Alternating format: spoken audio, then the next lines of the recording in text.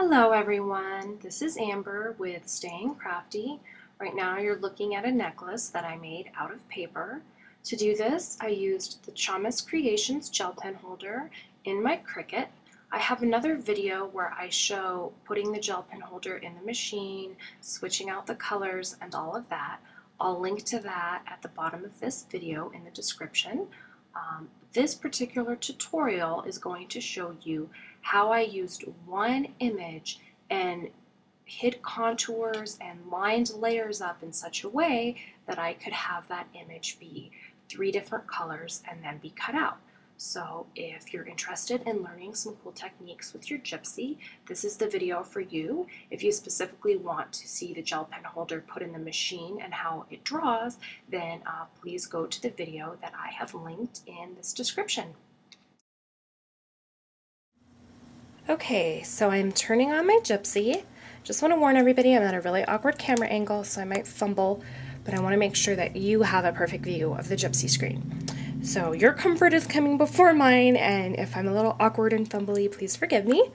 And isn't my Gypsy looking so cute? A friend of mine sent me this fun Gypsy skin, and I never thought I really needed one, but now that I have it, I'm super excited about it. It's really soft, and it came with this cute little stylus with, this is handy, because I'm always losing my stylus. Always, always, always. So slip that on my wrist, makes it easier.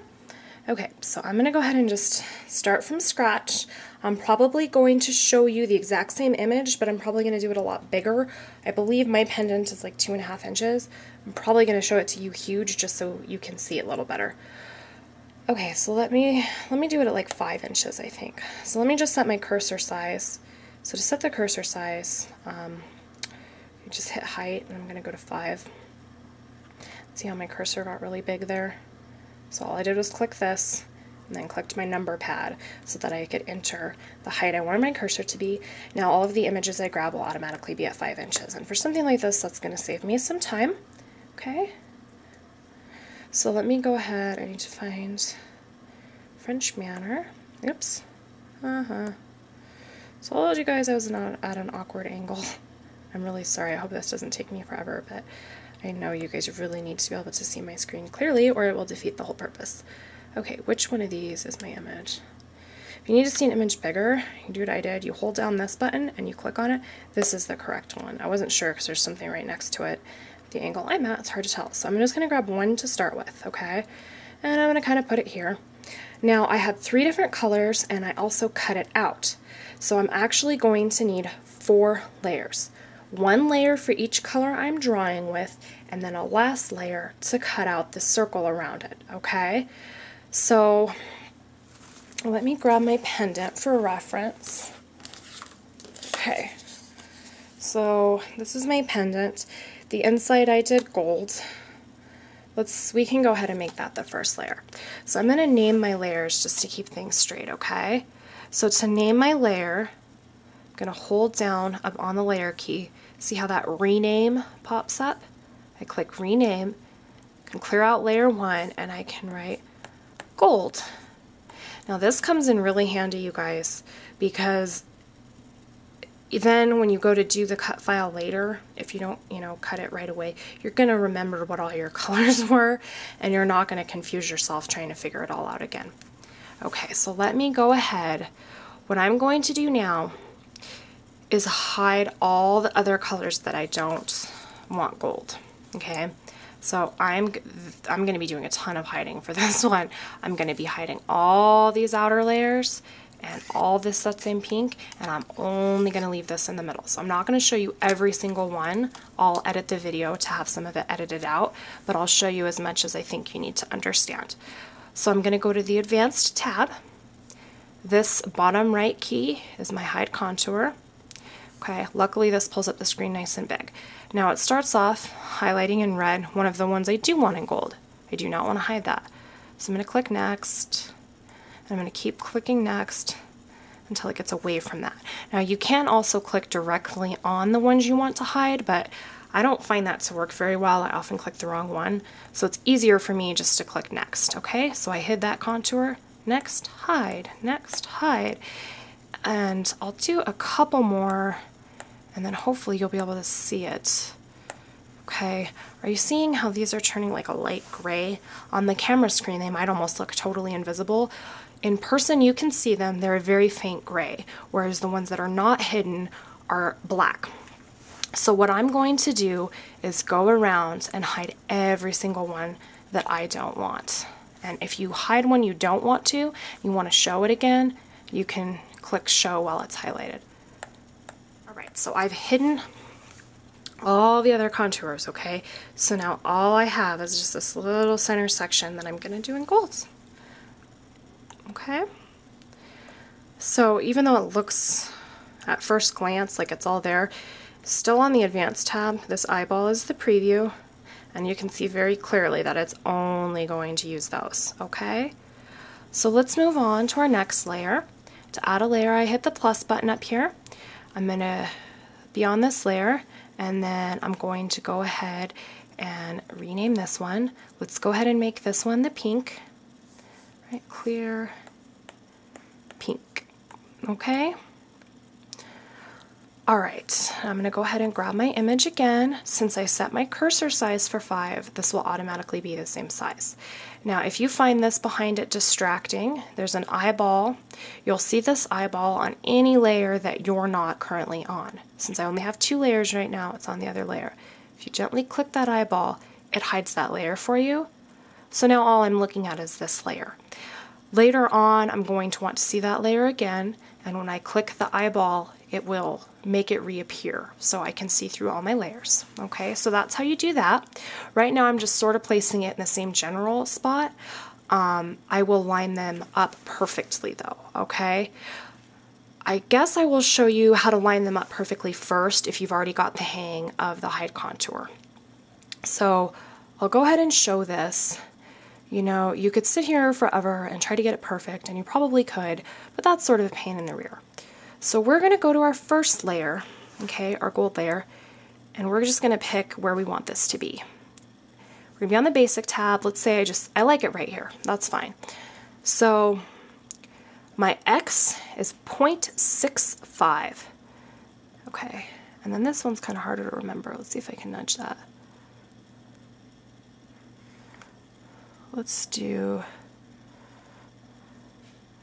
0.6, okay, you know what? Let's do 0.64 and 6.4. It just seems easier to remember, okay? 0.64 and 6.4.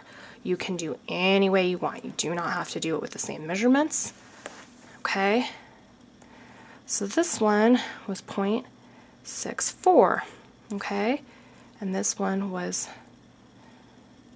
6.4. I'm just nudging it around with these keys. You can manually move it too. Now, what has happened is these are in the exact same spot on top of each other. I have my eyeball visible. The eyeball's open, so I'm seeing both layers right now, okay? And you can see I can't even really see that back layer because they're lined up so perfectly. If I were to mess with that and nudge this over, see that back layer's there. You see how that's blurring? It's still there, but they were lined up so perfectly that you couldn't even see it because they were directly on top of each other. Okay? That's exactly what you want. I've just relined it up. Okay? So that's exactly what you're going to do with all your layers. Okay? You're going to put them all in the exact same spot. So I'm really quickly going to go through, I'm going to make the rest of this cut file, and then I'll just sort of walk you through exactly what I did and what I hid so you can just get a little bit better view. One tip I want to give you in case you're going to leave now because you feel like you've gotten what you need out of this video is if you're going to use the gel pens on the black paper like I did, test your colors first. I tried the metallic gel pens that Amy has, and they showed up, but not quite as much as I wanted, so I just used the regular colors. I think this might actually be yellow instead of gold. I made this pendant a couple weeks ago, and I'm just now getting to the video. This looks very silver, but if I remember correctly, I actually used green. I was testing a green on the black paper, and I liked the silvery color it came out with, but I would not say that you would look at this and go, oh, that's green. So you're going to want to test your colors of gel pens on a scratch piece of paper before you start drawing your design, okay? So let's just finish this up really quickly. Okay, everyone, I have gone through and I've hidden all the contours I needed to hide. I have put all of my images the exact same spot. They are all 5 inches tall. You know, they're going to line up perfectly. So I'm just going to show you really quickly where all the hidden contours are. Even if you hide these other layers, it's still confusing because you can still kind of see the contours you hid. So the easiest way to see exactly what's going to cut or draw, depending what you're doing, is to go to the Advanced tab and hit the Preview eyeball. Okay, so here, gold is just that center part, and this is a great way to check and make sure you didn't miss any contours. I'm going to go to pink. I'm going to do the same thing. All right, there's my pink flower petals. I'm going to go to silver. Like I said, I think that this was actually a green gel pen, but since it looks silver, I'm going to call it silver for today's purposes. Okay, that one. And one thing that I want to note really quickly is I made sure and hid the outer circle.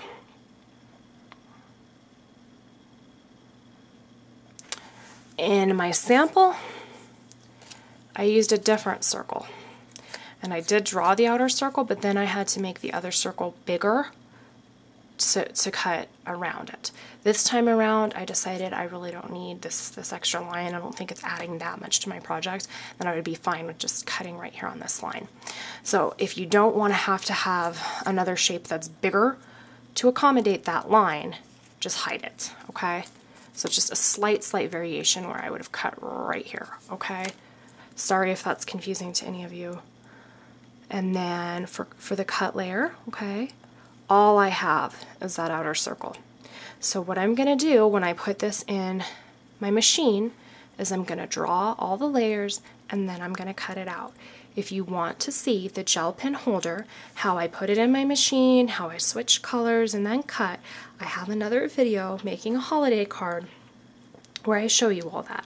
So I'm going to put that link in this YouTube description and also with this blog post on my blog, okay? So if you need to see that, that will help you. If you have any questions, if something's not clear, you know, feel free to let me know and I will try to better explain anything that you are having difficulty with. All right, but sometimes it's just fun to sit and play with your Gypsy and try new things. And the more you try to do these techniques, the more what I'm saying will make sense. You know, you use your Gypsy, you play with it a little bit, you see how things work. Because if you're not using your Gypsy much and this is the first time you've used the preview button or the X and Y's and all these things, it's kind of an overwhelming amount of information. So, you know, just take it slow, play with your Gypsy when you get a chance. That's one great thing about it, it's portable, so, you know, you can sit on the couch and kind of be watching TV and messing around with it. And, you know, practice makes perfect, or practice makes better, I guess, you know. Probably not perfect, but you know what I mean. So if you need any help, let me know. Have a wonderful and very crafty day.